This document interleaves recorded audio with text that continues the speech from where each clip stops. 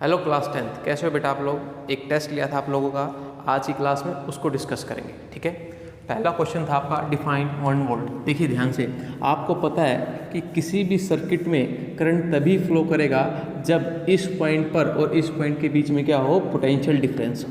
Clear है बात आपको। और उस पोटेंशियल डिफरेंस को प्रोवाइड करने का काम किसका है, बैटरी का है। ठीक है, तो अगर आपको पोटेंशियल डिफरेंस बिटवीन ए और बी के बीच में बताना है तो वो क्या होगा, work done to move a charge from A to B divided by that charge. ठीक है, अब आपको 1 वोल्ट को डिफाइन करना है, मतलब इस सिरे और इस सिरे के बीच में डिफरेंस कितना हो, 1, मतलब V A minus V B कितना हो, 1। ये कब होगा, जब वर्क कितना करना पड़े आपको, 1 जूल किसको ले जाने में, 1 कूलम चार्ज को ले जाने में एक सिरे से दूसरे सिरे पर। ठीक है, तो 1 volt is the potential difference between the 2 point of a wire or a resistance when 1 joule of work is done to carry a 1 coulomb of charge from point A to point B। समझ आई बात। चलिए second question, 3 resistance आपको दे रखे हैं parallel connection में और तीनों की वैल्यू कितनी है, R1, R2 and R3। R equivalent बताना है, तो आपको जस्ट इतना लिखना था, 1 by R equivalent is equal to 1 by R1 plus 1 by R2 plus 1 by R3। Clear है। स्पेसिफिकली लिखिए जितना एग्जामिनर ने पूछा है उसके मार्क्स को देखते हुए क्वेश्चन के। ठीक है, ये तो होता है पैरेलल में। अगर मैं सीरीज में पूछता तो आप लिख देते R1 plus R2 plus R3।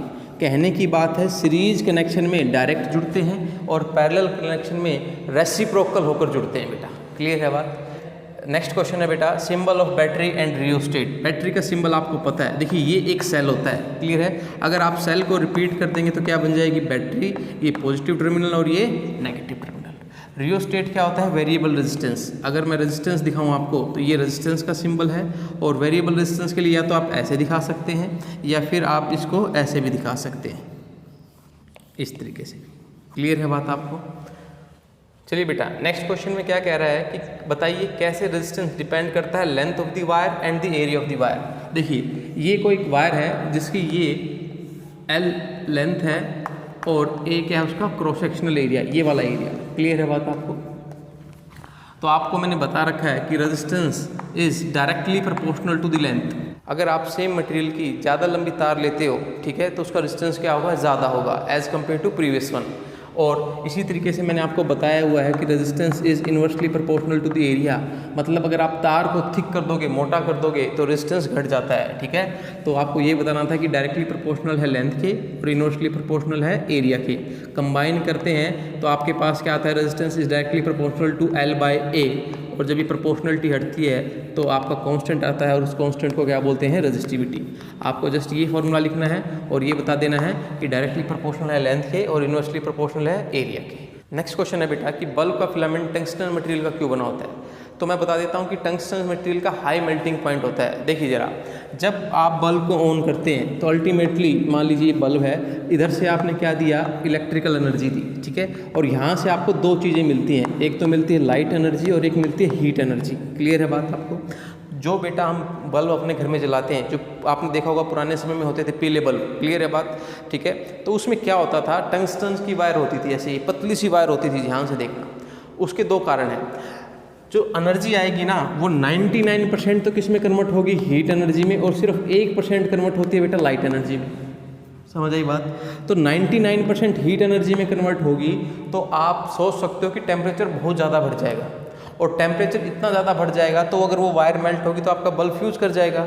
ठीक है, तो एक ऐसा मटेरियल चाहिए जो इस हाई टेम्परेचर को सस्टेन कर सके, और वो टेम्परेचर को सस्टेन करने की कैपेसिटी किस में है, टंगस्टन में है। करीब करीब 3300 डिग्री सेल्सियस तक वो टेम्परेचर को सस्टेन कर सकता है बिना मेल्ट हुए। तो बल्ब फिलामेंट टंगस्टन का क्यों बना होता है, एक बात आप बोलेंगे कि इसकी हाई मेल्टिंग पॉइंट है, और दूसरी इसकी हाई रेजिस्टिविटी है। हाई रेजिस्टिविटी से मतलब क्या है, जिसकी हाई रेजिस्टिविटी होगी वो उसका हाई रेजिस्टेंस होगा, और जितना हाई रेजिस्टेंस उतनी ही इलेक्ट्रिकल एनर्जी किस में कन्वर्ट होगी, हीट एनर्जी में कन्वर्ट होगी। क्लियर है। चलिए नेक्स्ट क्वेश्चन देखिए बेटा, आपको इस तरीके का एक सर्किट दिया हुआ है जिसमें 3 रेजिस्टेंस है, हर एक रेजिस्टेंस की वैल्यू कितनी है, 2 ओम। 6 वोल्ट की बैटरी लगी हुई है सर्किट के क्रॉस। आपको पूछा गया कि करंट बताओ। आपको एक बात तो पता है कि करंट कहाँ से कहाँ मूव करता है, positive terminal to negative terminal, तो करंट कुछ इस तरीके से मूव करेगा। ठीक है, तो ध्यान से देखते हैं। लेट यहाँ से करंट आई गया बेटा। क्लियर है बात आपको। तो आप देखो ज़रा ध्यान से, क्या आई को पूरा का पूरा इस 2 ओम से गुजरना पड़ेगा, क्योंकि उसके पास कोई और रास्ता ही नहीं है ना। चलिए यहाँ तक आई आ गया, पूरा आई इस 2 ओम में से गुजरा, परंतु अब यहाँ पर आई के पास रास्ता है एक ऊपर और एक नीचे, तो करंट यहाँ पर क्या हो जाएगा, डिवाइड हो जाएगा। क्लियर है बात आपको। लेट I1 ऊपर गया और I2 नीचे गया, such that I1 plus I2 किसके बराबर है, I के बराबर है। क्लियर है। अब आप ध्यान से देखो, I1 इससे पार करता हुआ यहाँ पर आएगा और I2 इसको क्रॉस करता हुआ यहाँ पर आएगा, ओके ना, और दोनों इस पॉइंट पर वापस मिल जाएंगे और वापस क्या मिल जाएंगे, I, और I वापस सर्किट में चला गया। मतलब जितना बैटरी ने करंट दिया था उतना उसने ले लिया। क्लियर हो रही है बात आपको। तो अब आपको समझना क्या है बेटा, जब करंट डिवाइड होता है तो वो सर्किट होता है पैरेलल में। क्लियर है बात। जब करंट डिवाइड होता है वो सर्किट किस में होता है, पैरेलल में। करंट यहाँ पर डिवाइड हुआ तो ये सर्किट पैरेलल में है, और पैरेलल में कैसे हम सोल्व करते हैं, 1/R equivalent will be equal to 1/R1 plus 1/R2। दोनों रेजिस्टेंस कितने कितने हैं बेटा, 2-2 ओम के हैं, तो 1/2 प्लस 1/2, ठीक है, 1/R इक्विवेलेंट। ठीक है, इसको सोल्व करेंगे, 1/R इक्विवेलेंट कितना आ जाएगा, देखो 2 एलसीएम लो, 1 + 1 that will be equal to 2/2, 1 आएगा। तो अगर इसको मैं पलटा दूँ तो R इक्विवेलेंट कितना आया, 1 आया, 1 ओम आया। क्लियर है बात। तो इसका क्या मतलब है, इन दोनों का नेट इफेक्ट कितना है, 1 ओम। मतलब मैं इन दोनों को यहाँ से हटाकर, देखिए ज़रा ध्यान से बात, इन दोनों को यहाँ से हटाकर अगर 1 ओम का रेजिस्टेंस लगाऊं तो भी सर्किट सेम तरीके से बिहेव करेगा। इसका ये मतलब होता है। क्लियर है बात। तो मैंने उन दोनों को हटाकर यहाँ पर क्या लगा दिया, 1 ओम लगा दिया। अब ध्यान से देखो, जो आई 2 ओम में से गुजरा था वही आई किस में से गुजरेगा, 1 ओम में से गुजरेगा, क्योंकि उसके पास अलग रास्ता है ही नहीं। और जब करंट सेम रहता है तो वो सर्किट होते हैं सीरीज़ में। तो 2 और 1 किस में आ गए, सीरीज़ में। तो अब नया R इक्विवेलेंट कितना आ गया, 2 ohm plus 1 ohm, that comes out to be 3 ohm. ठीक है, नोटिस रखने वाली बात यही है, जब करंट बटे तो पैरेलल में, और जब करंट सेम रहे तो किस में, सीरीज़ में। क्लियर है। तो अब आपको पता है Ohm's law, V = IR, voltage कितनी दे रखी है आपसे, 6 वोल्ट दे रखी है ना, और करंट आपसे पूछा गया है, रेजिस्टेंस 3 ओम है, तो आपका ये आ जाएगा 6/3 दैट इज़ 2 एम्पियर। क्लियर हो रही है बात आपको। ठीक है बेटा जी, एक बात और मैं आपको बताना चाहूँगा, सीरीज़ में आपको सिर्फ रेजिस्टेंस का एक हाथ जुड़ा हुआ मिलेगा, और पैरेलल में रेजिस्टेंस के आपको दोनों हाथ जुड़े हुए मिलेंगे। देख लो, ये मान लो इस रेजिस्टेंस के दोनों हाथ हैं और ये इस रेजिस्टेंस के दोनों हाथ हैं, ये जुड़े हुए हैं आपस में। क्लियर है बात। तो पैरेलल में आपके दोनों हाथ जुड़े हुए मिलते हैं और सीरीज़ में सिर्फ एक हाथ जुड़े हुए मिलता है। ये तो कुछ ऐसा है, मैंने आपका हाथ पकड़ लिया, आपने किसी और का हाथ पकड़ लिया, सीरीज़ कनेक्शन। ठीक है, और मैंने ही आपके एक आदमी के दोनों हाथ पकड़ लिए, तो वो कैसा कनेक्शन हो गया, पैरेलल कनेक्शन। ठीक है, चलिए बेटा नेक्स्ट क्वेश्चन है, write two application of heating effect of current. ठीक है, देखो आपको एक बात समझनी चाहिए, जब करंट किसी भी तार में से गुजरता है तो आप थोड़ी देर में देखते हो वो तार गर्म हो जाता है। ठीक है, मतलब अल्टीमेटली हुआ क्या, जो एनर्जी आप प्रोवाइड कर रहे थे वो किस में कन्वर्ट हो गई है, हीट एनर्जी में कन्वर्ट हो गई है। देखिए रियलिटी में बात करें तो ये कुछ जगह पर हमारे लिए डिज़ायरेबल है और कुछ जगह पर अनडिज़ायरेबल है। अनडिज़ायरेबल की बात पहले कर लेता हूँ। जैसे तार गर्म हो गई है, आप एनर्जी तो देना चाहते थे पंखे को चलाने के लिए, मान लो आपने 100 जूल एनर्जी दी, ठीक है, और 99 क्या कर गई, उसको चला रही है, और 1 जूल क्या हो गई है, इसके टेम्परेचर को बढ़ा रही है। तो वो 1 जूल मेरे लिए वेस्ट है, उसने मेरे लिए काम नहीं किया है, उसने टेम्परेचर को बढ़ाया है बस इसके। क्लियर हो रही है बात। और इस चीज़ को आप रोक भी नहीं सकते हो, मतलब 100% एनर्जी आपकी यूज़ में नहीं आ सकती, कुछ एनर्जी आपकी वेस्ट होगी, ये नियम है नेचर का। ठीक है, अब क्या आप इस चीज़ को अपने लिए फ़ायदेमंद यूज़ कर सकते हो, हाँ बिल्कुल कर सकते हैं। एग्जाम्पल के लिए प्रेस, आप 100% इलेक्ट्रिकल एनर्जी देते हो और उसको टोटली कन्वर्ट कर देते हो किस में, हीट एनर्जी में, सच दैट आप अपने कपड़ों को आयरन कर सकें, प्रेस कर सकें। क्लियर हो रही है बात आपको। तो यहाँ पर हमने जानबूझकर हमारी एनर्जी को कन्वर्ट किया है हीट एनर्जी में, सच दैट हम उससे हीटिंग इफेक्ट लेना चाहते हैं। क्लियर है। इसी तरीके से इलेक्ट्रिकल गीज़र, उसमें क्या करते हो आप पानी एक होता है उसमें और उसको गर्म करने का काम करते हो, बिजली में सप्लाई देते हो, बिजली आती है, बिजली क्या करती है, उसको हीट एनर्जी में कन्वर्ट होती है। जो इलेक्ट्रिकल एनर्जी हो किस में कन्वर्ट होती है, आपकी हीट एनर्जी में, और आपका पानी क्या हो जाता है, गर्म हो जाता है।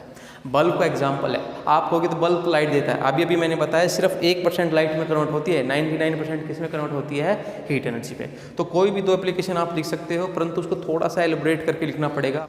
आपको ये बात लिखनी पड़ेगी कि आप इलेक्ट्रिकल एनर्जी को हीट एनर्जी में कन्वर्ट कर रहे हैं अपनी सहूलियत के लिए। क्लियर है? और उसको कैसे कन्वर्ट कर सकते हो? निश्चित तौर से आपको हाई वैल्यू रेजिस्टेंस लगाना पड़ेगा। क्लियर है? जितना हाई वैल्यू रेजिस्टेंस होगा उतनी ही हीट क्या होगी आपकी डेसिपेटेड होगी, उतनी ही इलेक्ट्रिकल एनर्जी हीट एनर्जी में कन्वर्ट होगी। ठीक है, नेक्स्ट है बेटा ओम्स लॉ। ओम्स लॉ को आपको एज इट इज़ लिखना है जैसा कि ओम्स ने बताया था, आप उसको अपने वर्डिंग में हेर फेर नहीं कर सकते हो। क्लियर है? क्या थी definition? When temperature remain constant, current flowing through the wire is directly proportional to the potential difference across that wire. Clear है बात आपको? और फिर आपको इसका फॉर्मूला लिखना था V is equal to IR। ठीक है, उसके साथ एक ये पार्ट था, उसको देखते हैं। आपको बताना था कि दो वायर आपको दे रखी है और उनका VI कर्व दे रखा है। यहाँ पर ये बताना था किस वायर का रेजिस्टेंस ज़्यादा है। ठीक है, ध्यान से देखो, मैंने बताया है रेजिस्टेंस निकालने के लिए कभी भी ऐसा क्वेश्चन आए तो आपको क्या करना है, V2 minus V1 divide by I2 minus I1। Clear है? अब आप सिर्फ वायर 2 को देखो, वायर 2 पर एक पॉइंट ये कंसिडर करता हूँ मैं और एक ये पॉइंट कंसिडर करता हूँ।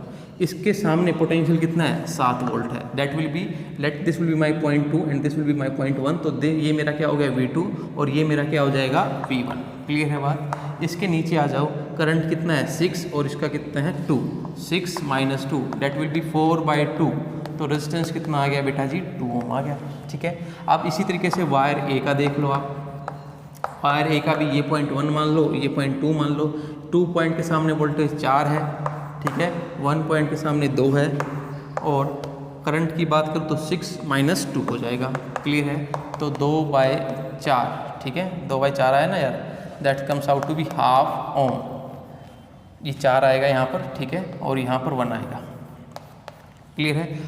साफ साफ दिख रहा है बेटा, वायर बी का रेजिस्टेंस वायर ए से क्या है? ज़्यादा है, तो R B greater than R B. ठीक है, बस आपको इतना इस तरीके से इसको सोल्व करना है। जो लास्ट क्वेश्चन था बेटा उसके 3 पार्ट थे। उसमें पहला पार्ट था कि कमर्शियल यूनिट ऑफ एनर्जी बताइए। ठीक है, तो कमर्शियल यूनिट ऑफ एनर्जी क्या है? Kilowatt are. ठीक है, अगर आप अपने बिजली के बिल को देखें तो उसमें ये लिखा होता है कि आपने इस महीने इतनी यूनिट्स यूज़ की हैं, कंज्यूम की हैं, तो वो यूनिट और कुछ नहीं है, किलोवाट आर है। नेक्स्ट पार्ट था आपके पास, what is the formula of power in electrical circuit. तो पावर का फॉर्मूला क्या होता है बेटा? V into I. इसको मैं याद कैसे रखता हूँ? इसको मैं ऐसे याद रखता हूँ, VIP। क्लियर है बात आपको? अब देखो, इसको और तरीके से भी यूज़ किया जा सकता है। कैसे? आपको पता है कि V को मैं क्या लिख सकता हूँ? IR लिख सकता हूँ ओम्स लॉ से, V is equal to IR से। ठीक है, तो ये आपके पास पावर का एक और नया फॉर्मूला आ गया, that will be I² into R। यहाँ पर मैंने V को कन्वर्ट कर लिया किस में? I में। अब मैं यहाँ पर I को कन्वर्ट कर सकता हूँ किस में? V में। आपको पता है V is equal to IR होता है, तो I को क्या लिखा जा सकता है? V/R। तो अल्टीमेटली ये आपके पास आ गया फॉर्मूला V²/R। तो ये तीनों फॉर्मूले हैं, आप कोई भी फॉर्मूला लिख देते हैं, वही आपका क्या हो जाता? सही हो जाता। ठीक है, लास्ट क्वेश्चन था आपके पास, define current and its unit. तो करंट क्या है बेटा? It is the rate of flow of charge. Clear है बात? इसकी यूनिट क्या होगी? एम्पियर। फॉर्मूला भी आप बता सकते थे Q/T, और Q की जगह मैं क्या लिख सकता हूँ? NE/T। क्लियर है? तो बेटा ये मैंने आप लोगों के साथ पेपर डिस्कस किया, उम्मीद करता हूँ आप लोगों को समझ में आया होगा। आप लोगों ने बहुत अच्छा प्रयास किया पेपर में, लेकिन अभी भी एक इम्प्रूवमेंट की गुंजाइश है। तो लगे रहिए जब तक कि आपको अपना लक्ष्य नहीं मिल जाता। Thank you.